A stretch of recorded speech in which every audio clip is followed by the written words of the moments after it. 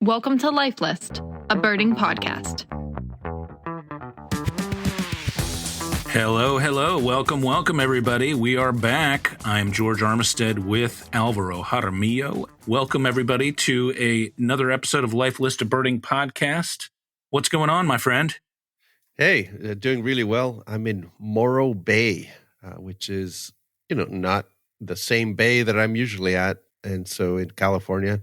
So it's, I'm on really weak hotel internet here. So hopefully this comes through okay, George.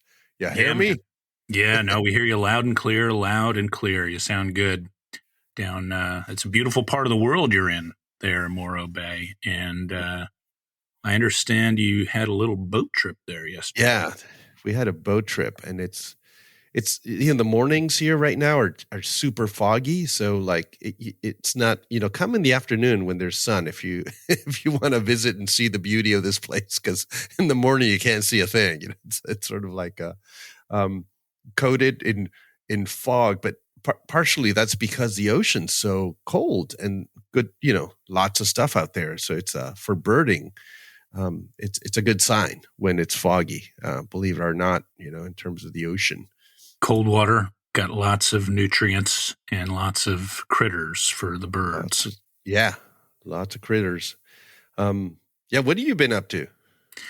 Gosh, what have I been up to? I've been working on Hillstar stuff a lot, really mostly been home. It's been a heat wave here, as mentioned. This is kind of what I call the off season in terms of birding around here. Right.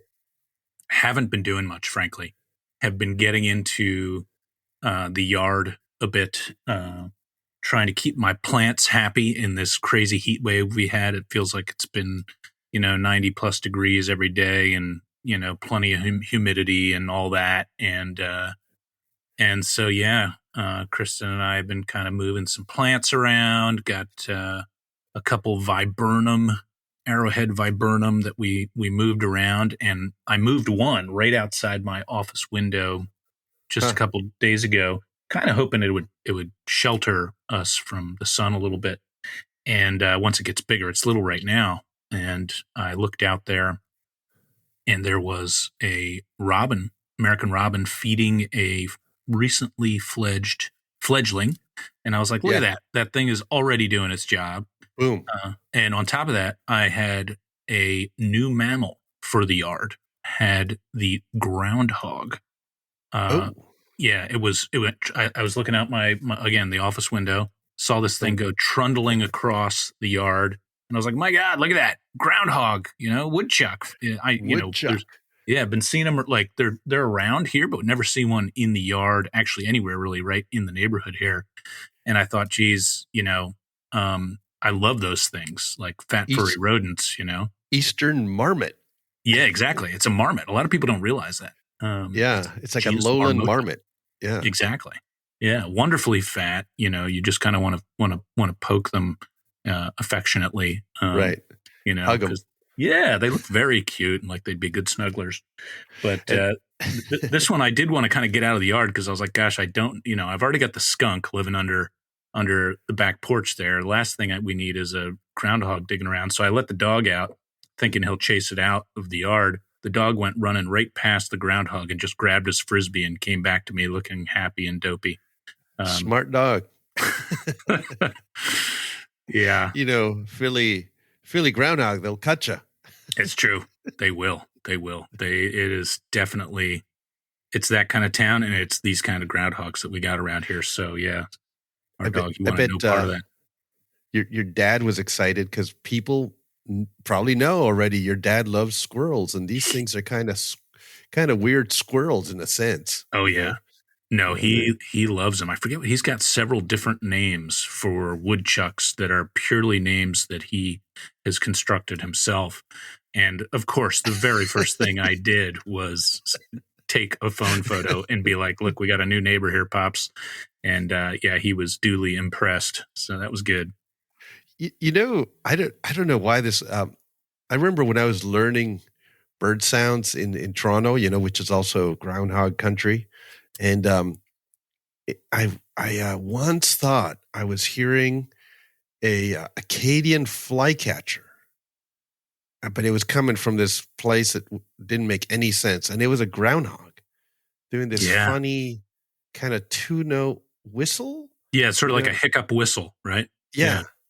Yeah, and I mean, I haven't heard that for a long time. I don't even know if in my modern sort of knowledge of sounds, if I would even have put those two things together as sounding similar. But I remember at the time, I was like, "Is that an Acadian flycatcher?" And then I learned that groundhogs do this kind of whistly thing, but kind of that kind of 2-note, yeah. It is. It's sort of an explosive, like flycatcher, like call. Yeah, and I'm sure you know, Al, and I'm sure lots of our listeners know as well. But a lot of people don't realize that they can really get up high. The groundhogs, despite the name, the groundhog, right? And they burrow under people's houses. That's the biggest problem around here, is they can really mess up housing. But they can get up high in trees. And I've seen them 30, 40 feet up, sometimes taking a nap up there, Wow. Yeah, that is, I mean, I remember seeing that a couple of times, but it always struck me as odd, like how do they do that? Because these are not slim animals. You know what I'm saying? It's true. Yeah. They're sort of like, we say that with fondness, with fondness, and you think of like this athletic, slim animal is going to be able to do that. But then, I guess, porcupines, bears, and, a lot of, rotund mammals climb. It's true. But, hats off to them, because, it just shows you, don't ever say you can't do something. That's right. If a groundhog can climb 30, 40 feet up in a tree, God knows what you might be capable of. Right. And obviously don't try to climb trees, but, do something else. Right. Yeah. Just put your mind to it like a groundhog. Have it be your inspiration animal. Yeah. Maybe try some parkour instead or something, Right. Or, yeah. It's pretty, they're cool animals. I actually was, I've been kind of a whirlwind tour of California. I was with the family the other day in Lake Tahoe, which I always want to say, it's Tahoe, like it sounds like almost like Hawaiian to me, like it's, Mauna Tahoe or something. Tahoe, yeah. Tahoe Hoi. But I don't know, it's obviously, it's got to be a Native American word or something. I don't know the background, but so I don't want to make fun of it. But it just in my mind, it sounds Hawaiian. And we were looking at squirrels. I mean, there's some kind of cool Western, gray squirrels up there, and there were some chipmunks that they haven't sort of drilled down to figure out which one it was, because there's so many chipmunks in the mountains, especially when you get farther north. When we were remember Oregon, we saw all these crazy chipmunks, and oh yeah, Easterners don't realize like there's like chipmunks are sort of the Epidnax flycatchers of the squirrel world, because there's so many of them in the West, and you're looking at habitats and elevations, and I think we even thought about calls at one point, might be able to sort them out. Yes, but there you go.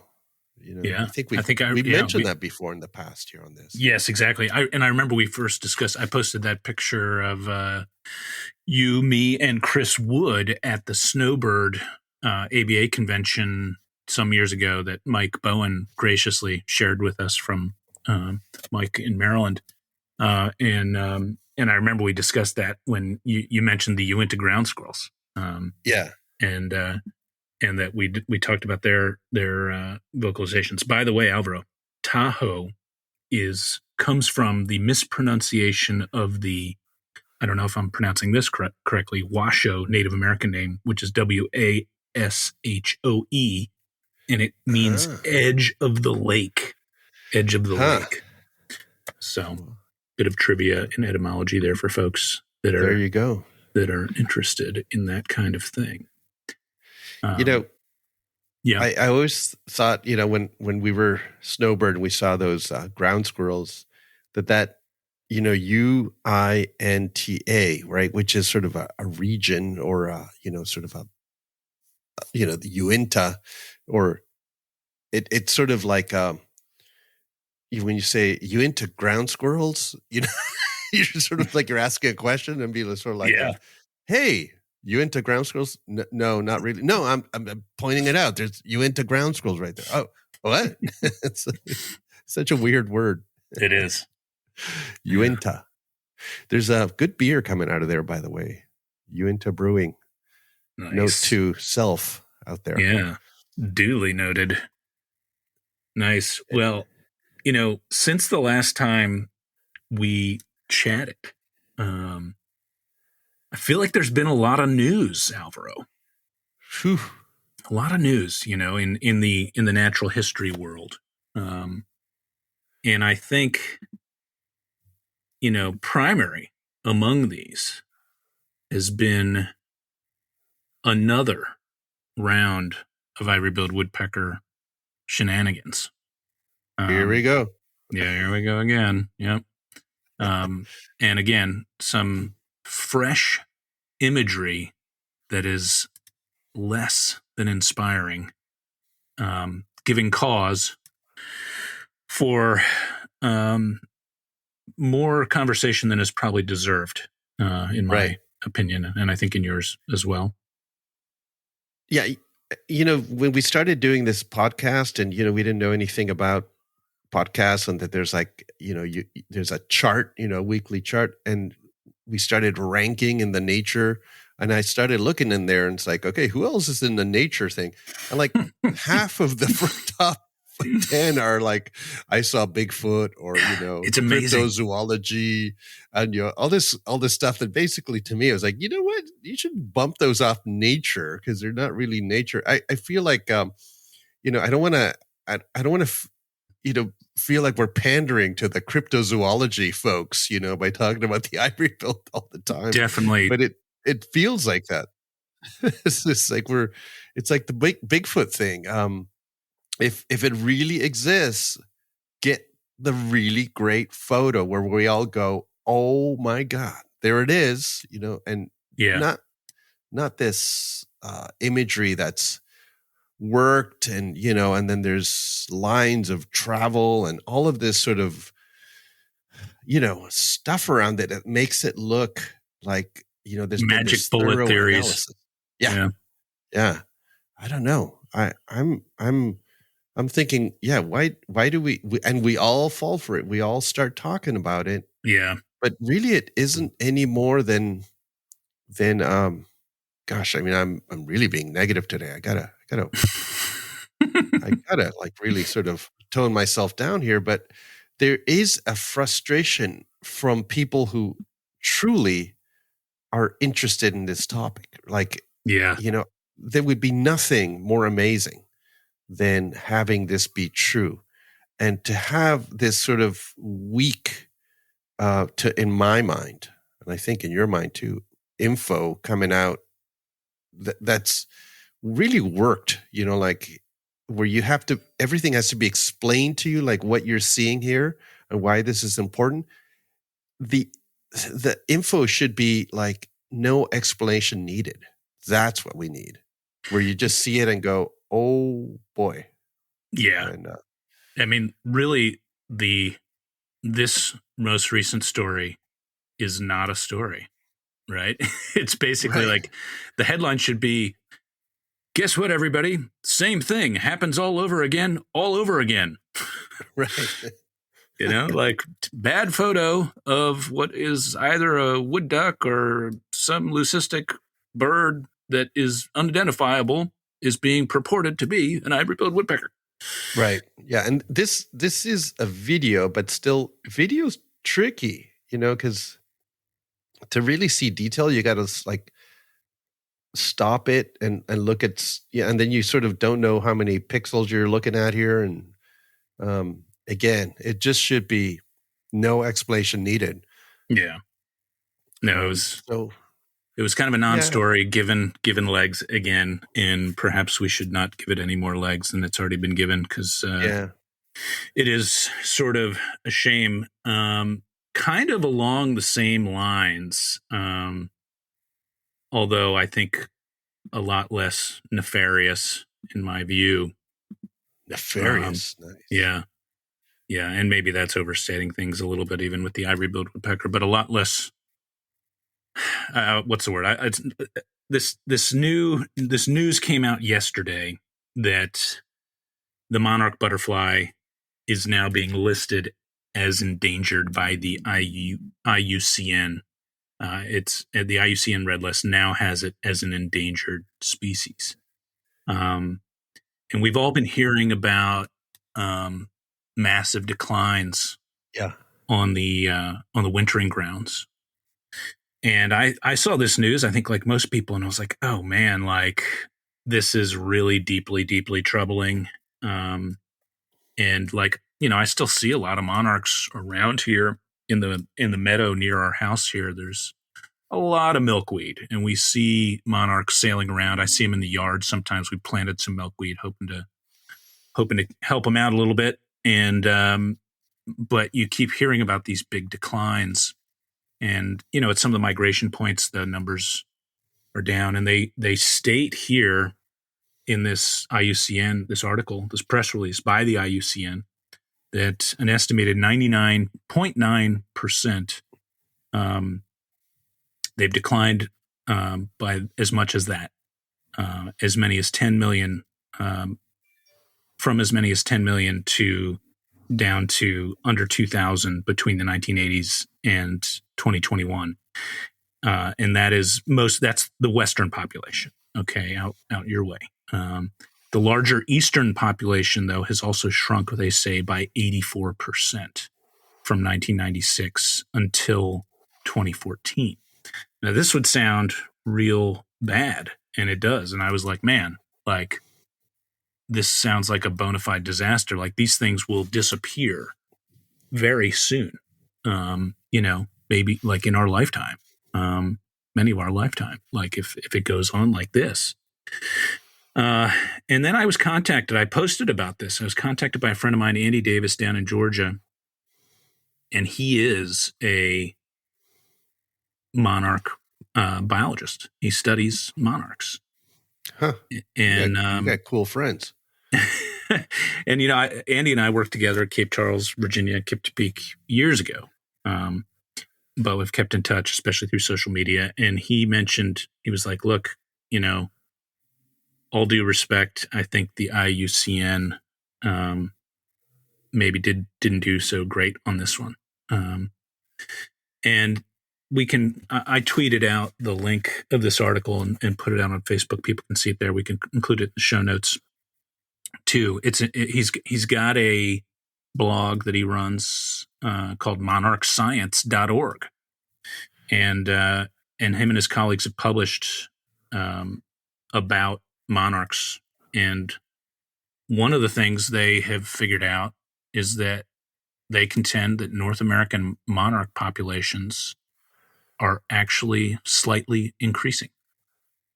Huh. And he says, trying to cut through the grease here and maybe cutting some corners that I shouldn't, maybe the long and short of it would be that they aren't migrating as much. And so some of these migration counts are indeed seeing fewer of them. And indeed, the neonics, as they call them, those pesticides do affect them negatively, although not nearly as negatively as they affect many, many other things. Those neonic insecticides, people, we should really all be storming the Capitol. Sounds like a sports team, the neonics. And they are just an abomination for what they do. Apparently, they affect like pretty much every endangered species incredibly adversely. They're a terrible, terrible thing. But those do affect monarchs, and they are indeed engaged in a steep decline on their wintering grounds. But overall, they say climate change, warming temperatures actually seem to have benefited them within North America, and that they're not migrating as much, and that their numbers have actually been increasing slightly overall in North America. It's a little patchy, how this works. Some places they're increasing more. Some places there are declines.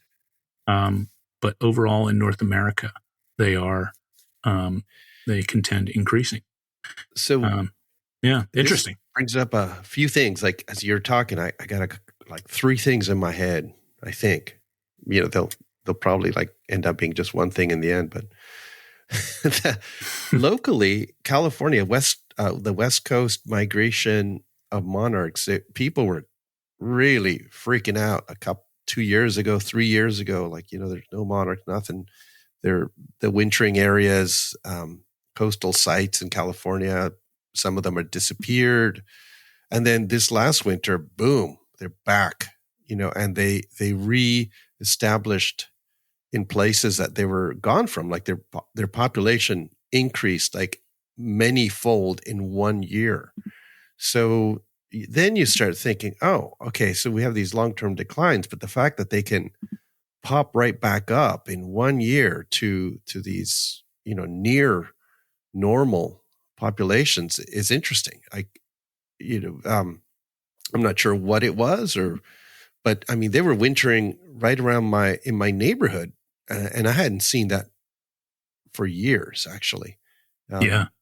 So it does suggest that your friend's info is correct in that, not only might they be not migrating as much, but perhaps there's also a lot more resilience in the system, that they can pop right up when the right conditions are there. But it's also, the IUCN, what is it? What International Union Conservation? What is it? Nature, right? They're Nature, International Union for Conservation of Nature. Yeah, their listing doesn't have political teeth within North America until you like bring things across international borders. Right. So so they're different from the U.S. or Canadian, endangered list. And I wonder if there's something else to it. I wonder if people have been, transporting monarchs or something, like in an odd way. Like what is this for, right? Like often, it's more like parrots and things that people used to like extract from the wild, and they were super rare, macaws, and the IUCN really had this list of like, these are total no-no species. But to put something on there, I'm wondering why. And B, they seem to have gotten it incorrect, which happens sometimes, Yes. to the best of us. Yeah. And if you only look at part of the picture, you may think you're getting more than you really are. And I think that happens to all of us. It's, if you're only looking at migration counts, and if you're only looking at and making assumptions about them, and you're looking at wintering grounds where they are in decline, you might miss some stuff. And they do say too that they think that kind of the farming practices we see commonly in the Midwest, Mid-Atlantic, has affected monarchs negatively, but that they are, and the neonics is, not just the neonics, but also the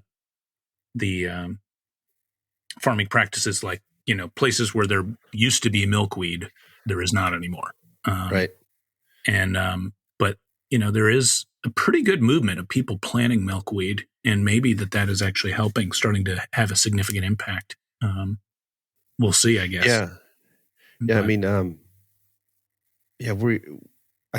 I do think though that milkweed as sort of a roadside plant is still pretty darn common. Yes. When I was in Canada, yes, last year, and in Ontario, and I was thinking like, there's one part of my brain was like, people are planting this in their backyards and it's cool because it's a native plant, but man, that's a drop in the bucket compared to how much of this plant there is out in the wild. It It's really true. is.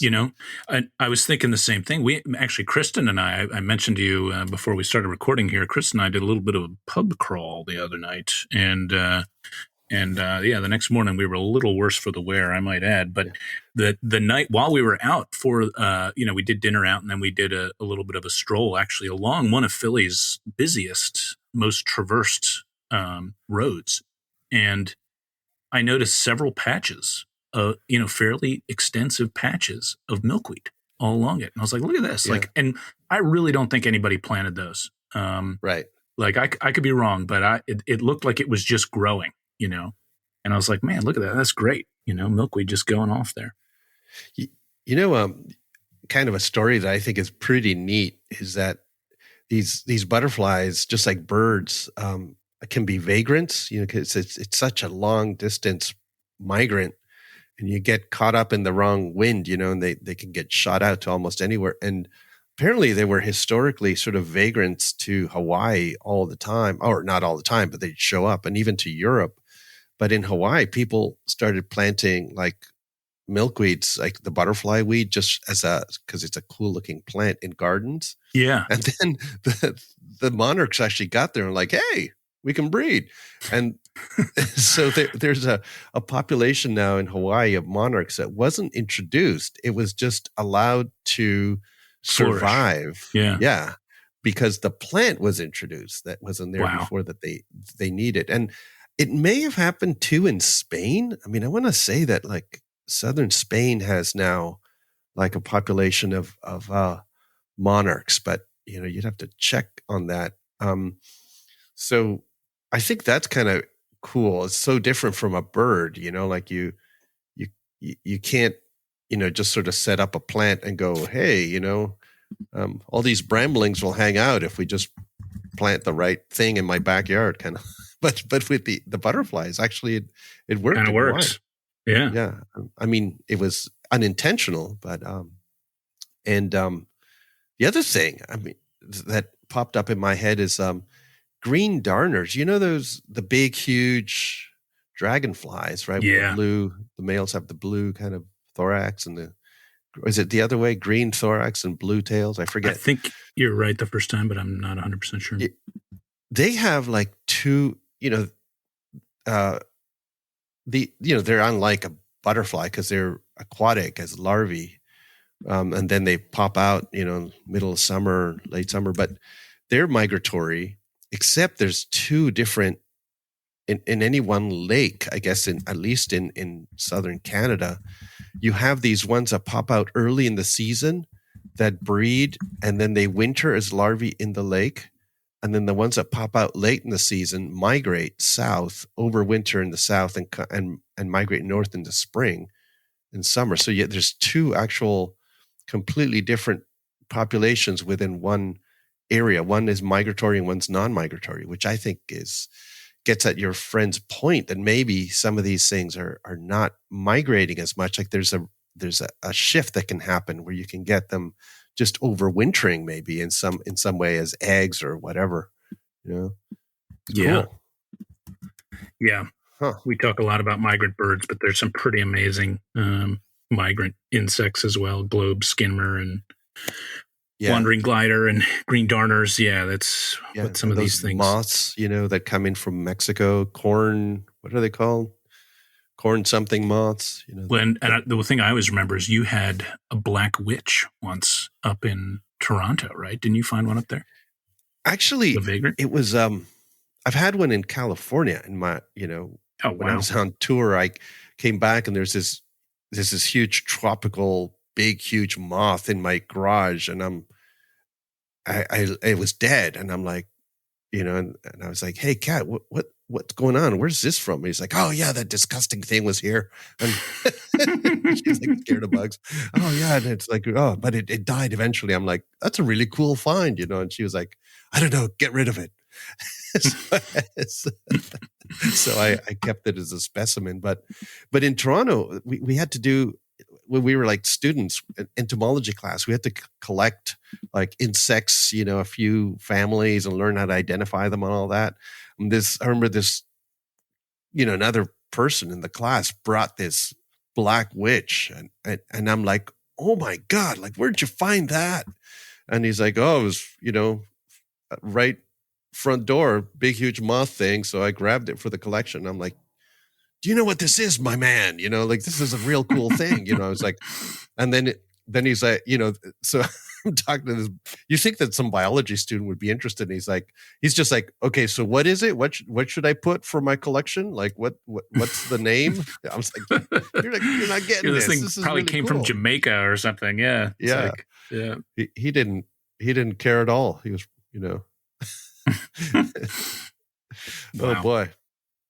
Well, but, yeah, those are awesome. And yeah, I mean, Monarchs making news, Ivory-billed Woodpeckers making news. And Al, you shared an article recently that I thought was really interesting. It was titled, first of all, you pointed out to me that it was by someone named Dr. Eric Wing, appropriately enough. And it's called Study examines memory in bird watchers, finds having expert knowledge helps us memorize new information, which I think would come as no surprise to our friends and listeners, but was interesting to sort of have that validated in a study. Yeah, no, Dr. Wing. I don't know. It's like it's kind of perfect. Good name for somebody who's doing anything to do with birders. But there were a couple of things I thought were interesting in this, and one of them is like he's based in Toronto, where I grew up, and he, Dr. Wing, and I think it is a he. Yeah, Eric Wing. Eric Wing, yeah. Went to the Toronto Ornithological Club and the Toronto Field Naturalist to go and study these people. I was a member of both of those organizations. In fact, the TOC, Toronto Ornithological Club, was one of these old school, probably like the DVOC. Used to be, yeah. Used to be where you were like, you had to be accepted, you had to be voted in. Yeah, accepted in. Yeah. And if people talk about gatekeeping today, you should have seen it back in the day. It's really different. But yeah, at one point I was the only teenage member of that group, and great club. Actually learned a lot. Amazing folks. I'm so glad that they voted me in. Otherwise, I would not be talking to you right now. But to their shame, had they not. But yes, right. I would be, doing something else with my life. I would never have known the passion for birds. But I think the whole idea is really cool. That the more expert you are, almost like when you have a language, there's you're learning a second language. Learning the third one is easier than learning that second language, just because you have more structure to sort of put things in. Yeah. I think that makes sense. I don't know, in their tests, they did some things that I'm like, I don't know if that's how we identify birds, because they were sort of showing people photos of birds and then later showing them photos and sort of saying, had you seen that before? But at that point, you're not remembering in the same way that you remember other stuff. Like, it seems to trip a switch. You see like a picture of a, prothonotary warbler, you just go, oh yeah, yes, that's and then that's in your head. Yeah, it's a prothonotary warbler. It's in your head, and you see that picture again, even a week later, you'd be, yeah, I've seen that picture, I've seen that bird, or whatever. It doesn't seem to me that it's quite memory. It's almost like a reflex, right? Recognition. Recognition. So I had like some thoughts on that, but I do think they're right. The more bird stuff, and identification and different species, and the more expert you are, the easier it is to sort of learn more birds. Yeah. And I'm sure it's true with botany and insects and other similar fields of study. Even,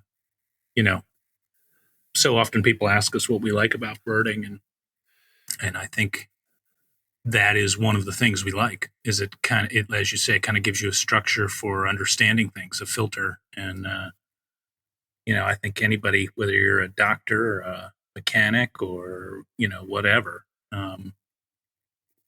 having Yeah. that structure for how you think about things, how you organize your brain space is real helpful. Yeah. And I think that if I remember right, Dr. Wing is in a group that is trying to understand how to keep the brain healthy in older age. And they're studying sort of things that you can do and practices to keep yourself sort of, um, healthy in terms of brain function. And I guess they're trying to tell people, hey, go birding. It's great for your long-term memory and all sorts of other things that are going on that might, let's say, become more, weaken as you get older or what have you. I think that's pretty neat. And that people are studying this, apart from the fact that going outdoors is so good for you otherwise, just in terms of like decreasing stress levels. Moving around, getting sun and getting out of your brain and getting outside. All good things. Yeah, I mean, who knew that this crazy thing that we picked up because we just liked it was going to be so good? I mean, George, we could have, who knows, we could have been, stock car fans instead of this. And I'm sure there's a lot of fun to be had at watching stock car races, but it's not nearly as broad as what you can get from being a birder. It's like just amazing the level of puzzles in your brain, kind of puzzles, how to sort of separate these things or where to find something, sound, stress lowering, making friends, also, just especially for younger people in particular, or actually anybody who's sort of starting at this, as you progress in it, you learn more, you do get this sort of self-esteem boost, right? Like you feel like I'm getting somewhere, Yeah. You're making progress. You're increasing your knowledge. You're becoming more expert with time. Yeah. It's just a fantastic, but I mean, I'm not sure why I'm selling birding to a bunch of birders listening here. Like everybody's like shaking their head. Yeah. But we should be selling birding to the stock car people. Yeah, it's true. Actually, let's start with lower hanging fruit than that. I think might be a little tough. I don't know. Although that Daytona, you can hear the Daytona races right from the big landfill where all the golds are. So you could do a little bit of both same day. Yeah, it's true. There you go. One-stop shopping. Yeah. One-stop shopping. Yeah. Well, there's another article that came out. And for folks that are maybe only, for all our non-birding listeners out there, this could be something for them to think about. There's an article that came out titled "Lazy Bird Watcher Would Rather Just Watch Bird He's Already Seen," and we can thank the Onion for that one. But it did make me think about, like, it's a great. I don't know who's at the Onion that's the birder. I would love to know, because they clearly have somebody who's a birder there that they have these articles every now and then that are kind of spot on most of the time. Yeah. This guy's saying, like, I'd probably really like to see a Bohemian waxwing, but I've watched the black-capped chickadee and the dark-eyed junco probably 100 times by now. What can I say? They're my favorites. They never get old. There's something to be said for that. Kind of true. It is. Like, I was thinking, this is supposed to be sort of goofy and like that nobody's going to want to do that, but in fact, it's actually a really great way to bird, to just like sort of watch whatever's in front of you and enjoy it. Not really think about that fear of missing out because you're not seeing the great gray owl that somebody's reported from wherever, up in Minnesota or something in the winter. Instead, you're like, you know what? I'm having a good time here with my cardinal. Yeah. Yeah, I mean, we've kind of talked, like, people don't like it. It seems, it depends who you ask, but if you separate the terms birding from bird watching, um, everybody's got kind of their different take on this. Um, but to me, birding has always seemed like a more active thing. It's like, it's active. You are birding. You are targeting certain things you want to see. You're going to a specific area because there's something you want to see, or because you want to see that area. You're going out of your way to see birds. Where to me, bird watching is more, what this lazy bird watcher's doing. And you know what? More power to him. I do it myself. Like, I do both. I have kind of passive and active um, times where I'm like, I'm just going to hang out and see whatever I see and enjoy that. And other times where I'm like, nope, you know what? I want to go try and see a LeConte sparrow, or, whatever. And they are, I would say one is not better than the other. They both have their merits. It's just more a Yeah. matter of timing and what you're in the mood for. Yeah, I think there's an element of like the experienced birder versus the less experienced birder. It's like a filter, like like you're filtering through all these birds, and your mesh size is different. So some birds are going to go by through the filter of a person who's not as experienced as an experienced person. So anytime a real experienced birder is out, even just casually walking around with their dog or whatever, you could find a rare bird, because you're always so you're not actively birding like you're looking for your LeConte sparrow. But I mean, ironically, I found a LeConte sparrow once while I was walking my dog, near my house, which is a real rare bird. Yeah, that's not fair. You shouldn't be allowed to do that. Yeah.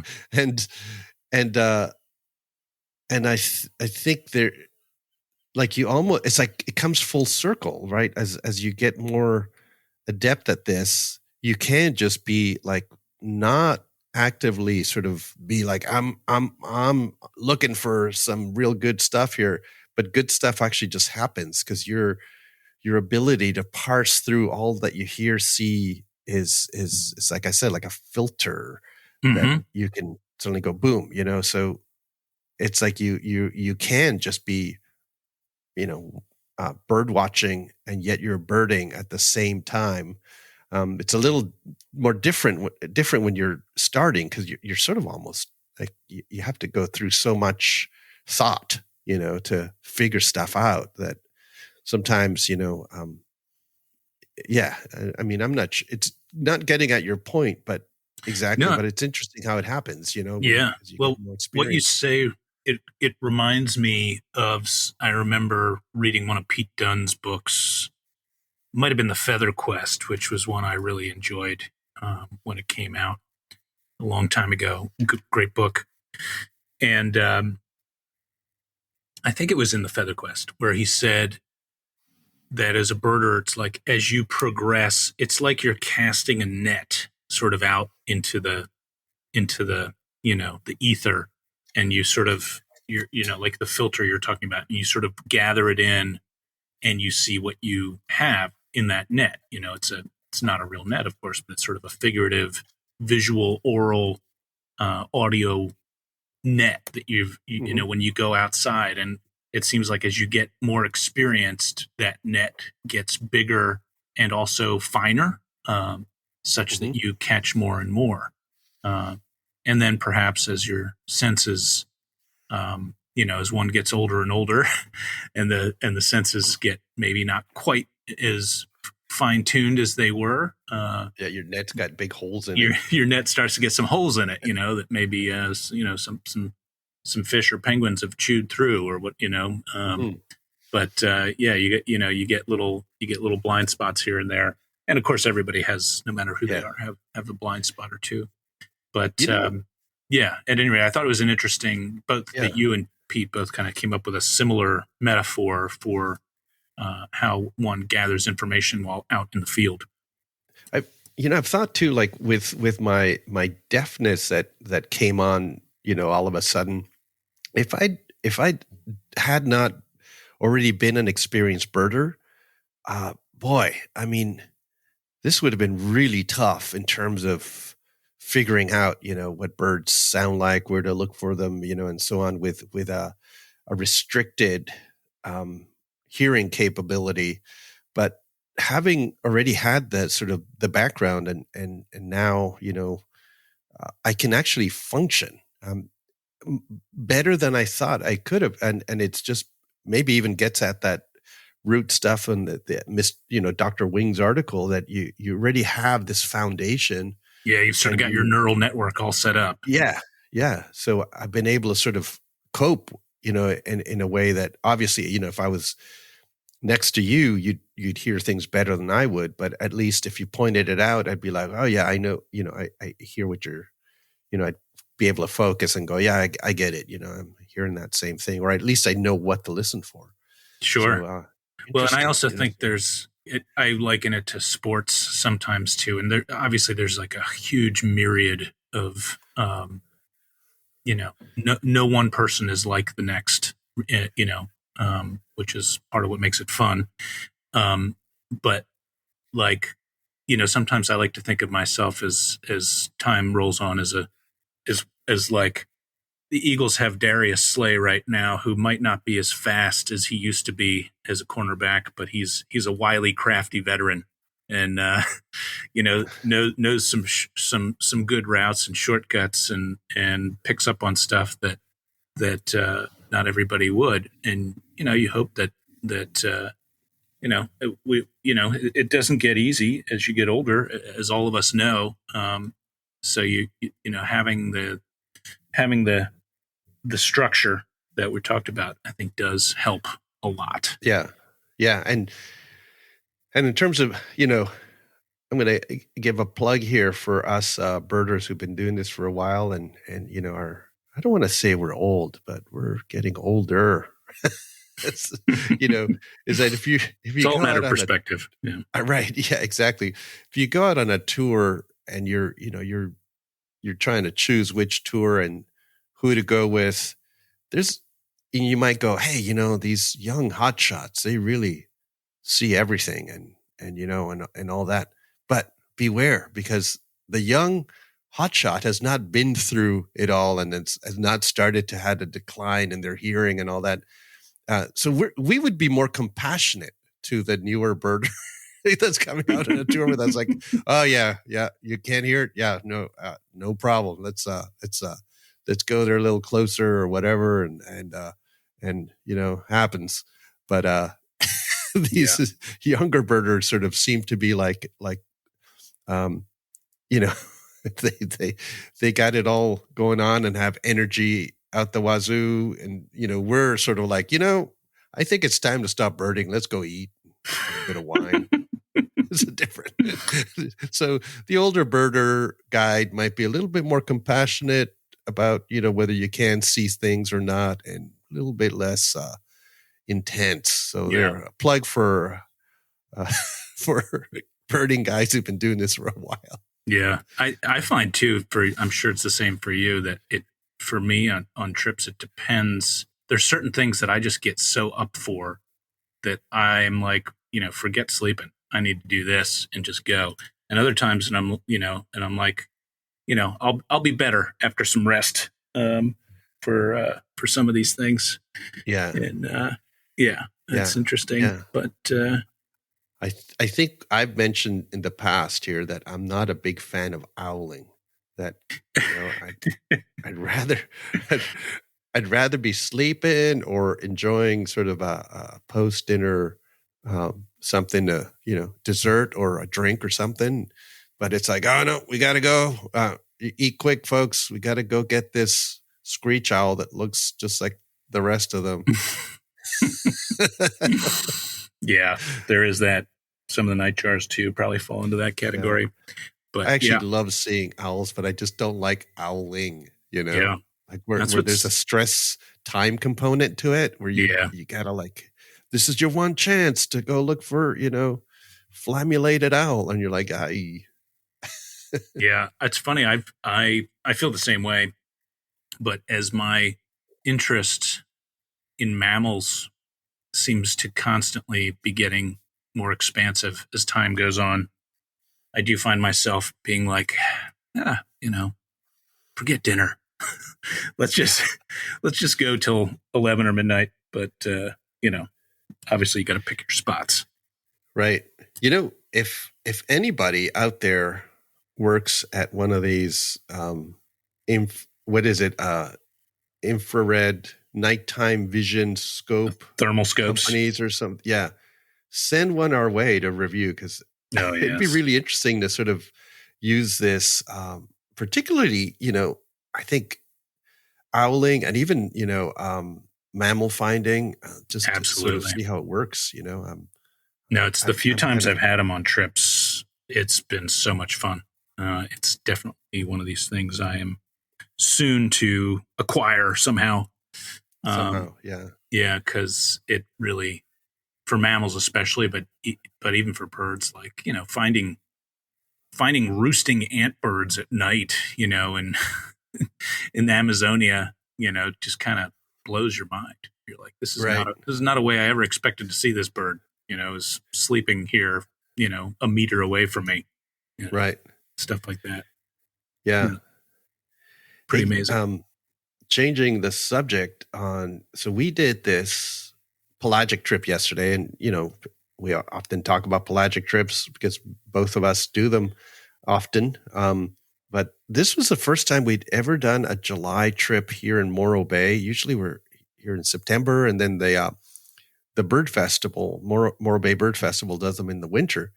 So it was kind of an experiment, and boy, it was a really good trip. We saw a lot of diversity, like migrants coming back, including, long-tailed Jaeger, and a very early record of South Polar skua. I don't think there's been any, July records around here ever. There were Sabin's gulls, lots of them, red and redneck phalarope, some of them with a lot of breeding plumage. So we had a great trip overall, but we had some rarities for here. We had 2 species of puffin. So tufted is already rare this far south, so it's a good bird. But we also had horned puffin. Wow. Which, if people don't know, that should be in Alaska. Yeah, that's crazy. At this time of year, well, actually all the time. Like, we don't get them even in winter. They just sort of show up every so often. Sometimes there's like a little invasion of them. This is sort of like a mini invasion year in California, but fantastic. It was one of the first birds we saw, just a few miles from shore. This guy, Mark, up front, he says, "Hey, I think there's a puffin or something." And I was like, "What?" I was not even prepared to see that. And he got a photo of it. And then in the back, they're calling out puffin. Yet nothing looked like a puffin. I'm seeing these black and white, usually our tufted puffins are real black. It's black, I see in my eyeballs sort of this black and white thing. Well, that can't be a puffin. It's got a lot of white on it. Then I'm like, oh my God, it's a horned puffin. But we joked later that, okay, we got 2 of the 3 species. Actually, if you want to, there's the other one that's sort of quasi puffin, the rhinoceros auklet. We did see that. Yeah. But then it's like, how would you know if we were seeing really a horned puffin versus an Atlantic puffin, right? And in today's world, you sort of have to think about it. In the past, you just would always assume anything that had the white belly and the dark breastband was going to be a horned puffin. But now that we have, a northern gannet on our side of the ocean, and there's like a tufted puffin out in Maine right now, Yeah, exactly. So things are kind of mixing up a little bit more. The ocean's a weirder and weird place all the time. Yeah. Yeah. And if, people don't know what we're talking about, like, look at the field guide and you'll see that, these 2 things kind of look alike. But what we saw was not a full adult. It was like a maybe a 2-year-old bird. So it didn't have the full bill color. And then if you don't have the bill color, how do you separate Atlantic from, horned puffin? And yeah, that starts to sound tricky. It's tricky, but I had one of those situations of like, isn't birding wonderful yesterday? Because after everything was done, and I'm at the on my phone computer just looking up images and thinking, okay, how do these birds differ as adults, and what might actually work in the youngsters? And to go through and actually sort it all out and sort of see these birds in a way that I hadn't thought about them before was kind of fantastic. Like it one thing I noticed is like they have a little dark eye post ocular line. And if you look at horned, that dark line goes all the way back and meets the dark of the back of the head. And Atlantic, there's like a little gap, right? And so that was something. The other thing is, if you look at breeding Atlantics, they don't have black throats. They have like this dark gray that comes up on the throat. And then horns actually black on the throat. And it kind of connects up with the breastband eventually, sort of like, or, there's sort of a complicated sort of thing there. But and then I looked at this bird and it had the long postocular and then also the real blackish throat, even as a youngster. And I was thinking, wow, I mean, I wonder who has ever had to like think about how to tell these two apart. Yeah, I mean, usually there'd be no chance ever, no chance. But you get a bird like you had yesterday that far out of range and in sort of a funky plumage, you got to start wondering.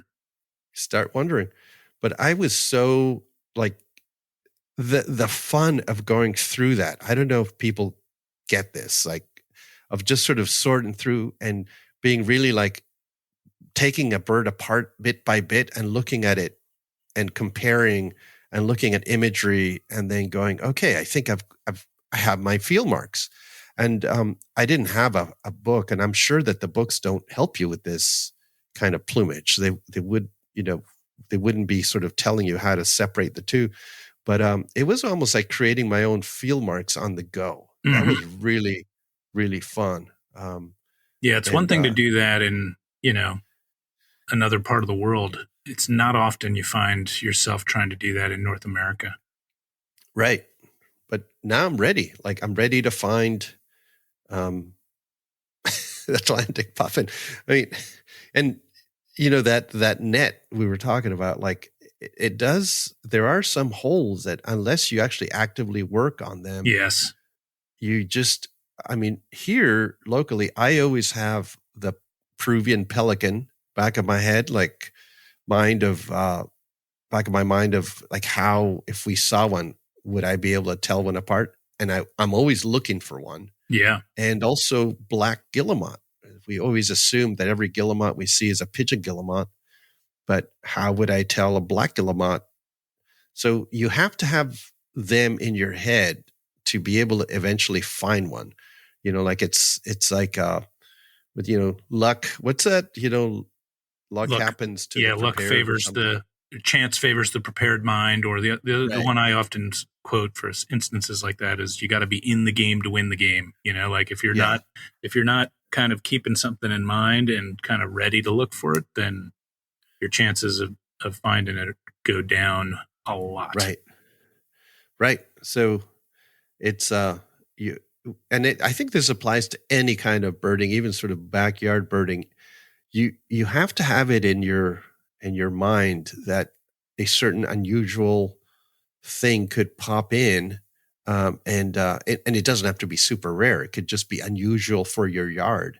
Yeah. And if you're just used to everything that's the norm and you just assume that nothing unusual is going to pop in, you will never actually, or very rarely will you find something unusual. You have to be kind of open to it and prepared for it, Yeah, if you're not looking for something, your odds of finding it are pretty slim. Yeah. No, it was a good, fun trip. Everybody just, I mean, it was a little choppy, but we did have a great day out yesterday. And when you have also the county birders here, and in California, and some people who've been on multiple trips over the years, and they're getting a county bird, and they're just super stoked. It just feels like, wow, I mean, it really feels good to show people birds and then show them something they really wanted to see or didn't expect to see. It was one of those days. Yeah, I often say that, I used to say that the only thing more satisfying than seeing a new bird yourself was sharing, getting to share a new bird with somebody as they're seeing it for the first time. But as time goes on, really, that's more often more rewarding. Yeah. Because, Yeah. I think that's what's so great about birding. One of the things we've talked about before is that it is a shared experience. And speaking of shared birding experiences, Al, we're coming up on an hour here. Maybe Oh, boy. you want to tell the good folks what you got coming up. Yeah. Well, I've got more pelagic trips later on in the season. I'm going to South Africa on Monday to Wow. do our birds and wine. Yes. So tasting some of the Cape region wines, birding there, mammal watching, and then heading to Durban, where we're going to a sort of totally different habitat out there. And it's not wine region, but we take cases of wine with us and have more mammals and kind of more of the East African avifauna, pop in there. It's just fantastic. And I'm looking forward to pelagic trip down there in the Cape, and also we're going to do one at Durban. Oh, nice. So that's going to be, it's just everything. It's got food, birds, mammals, good folks traveling with me, and it's going to be nice. But yeah, that's a great circuit, really great.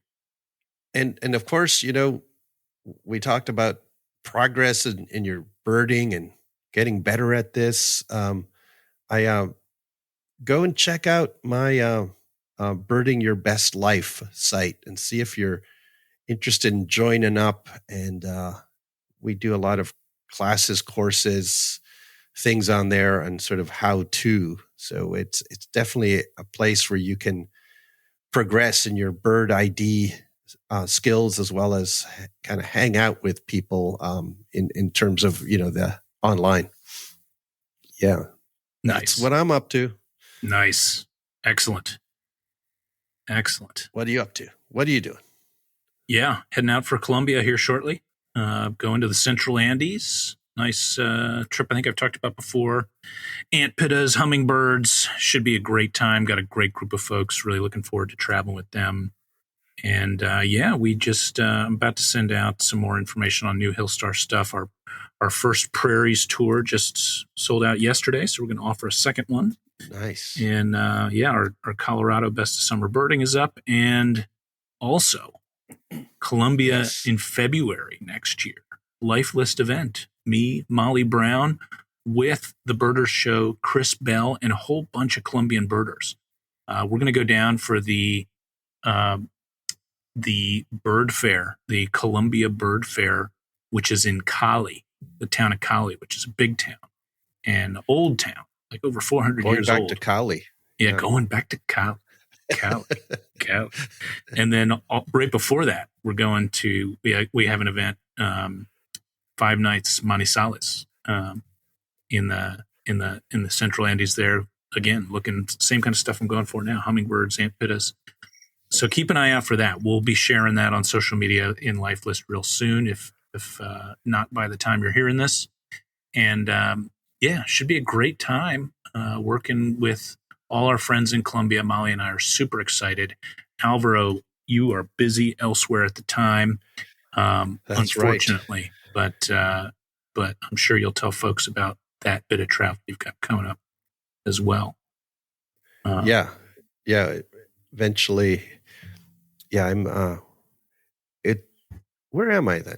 I think you're in Chile, isn't it? I think it's. That's right. Yeah. That's right. I had to do two Chile trips, sort of a little, not quite back to back, but sort of to catch up because of COVID. We didn't do a trip for multiple years, so there's been sort of some pent up requests for that trip. So that's right. Usually it's in, we're doing the sort of October versions of the spring, but we're doing another one in the midsummer, which is January. Yeah, should be fun. I mean, I wish I could go to the Axis of Coffee. That's right. There. That's right. We talked about you got to listen to the previous podcast to understand that reference. But yes, and yeah, it's such a great part of the world, and so many great birds, but also lots of birding activity. Like lots of people out there who are getting in on this birding thing in Colombia. Yeah. And no, it's going to be great. Like it's really going to be a birding party, like, and the Colombians, they know how to have a good time. Like, we'll be having a lot of good food, and they got some microbrews, and it's just a fun time, So really looking forward to that. Should be a great time. Hope folks will check it out. But yeah, man, I think it's time for us to scoot. That's right. Yeah. We always, we started this thinking like, do we have enough to talk about here? We always fill up. We actually always go past the time. Yeah. We're a couple chatty Cathys. I think we figured that out. Yeah. I know. Boy. I mean, if you're still listening to this, hats off to you. I mean, you're, like I said, you're the true fans if you put up with us for over an hour. That's right. Yeah. Well, thanks everybody for listening. And we will be back real soon. Thanks, everybody. Thanks, Al. Have a good time in South Africa, man. Yeah, thanks, everybody. And you in Colombia. Let's compare notes in a little bit, and see what we saw. All right. Thanks to producer Molly Brown, and thanks to Koa Sport Optics as well. We will be back again soon. Thanks, everybody. Take care.